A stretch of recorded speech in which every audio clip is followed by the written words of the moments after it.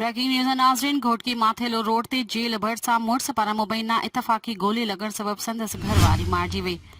घोटकी आबिद गडाणी पारां पिस्टल मां मुबैना गोली छुटण सबबि संदसि घरवारी फौजिया गडाणी थॾे ते मारिजी वई। घोटकी वाक़े खां पोइ इतला ते ईस्ट सेक्शन पुलिस ऐं ॻोठ ठाणनि औरत जो लाश तालका अस्पताल घोटकी पहुचायो, जिथे लाश जो पोस्टमार्टम बाद वाटसन हवाले कयो वियो आहे। गडाणी बिरादरी जे माण्हुनि जो चवणु आहे त आबिद गडाणी जे साले खे पुट ॼाओ हो, तंहिं करे ख़ुशीअ में फायरिंग सबबि इतफाक़ी गोलीअ लॻण सबबि वाक़ियो पेश आयो आहे।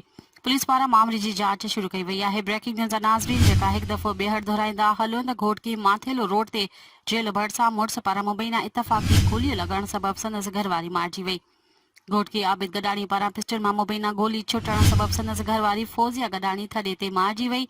घोटकी वाक़े खां पोइ इतला ते ए सेक्शन पुलिस ॻोठाणनि औरतुनि जो लाश तालका अस्पताल घोटकी पहुचायो, जिते लाश जो पोस्टमार्टम बाद लाश वाटसन हवाले कयो वियो आहे। गडाणी बिरादरी जे माण्हुनि जो चवणु आहे त आबिद गडाणी जे साले खे पुट ॼाओ हो, तंहिं करे ख़ुशीअ में फायरिंग सबबि इतफाक़ी गोलीअ लॻण सबबि वाक़ियो पेश आयो आहे। पुलिस पारां मामले जी जांच शुरू कई वई आहे।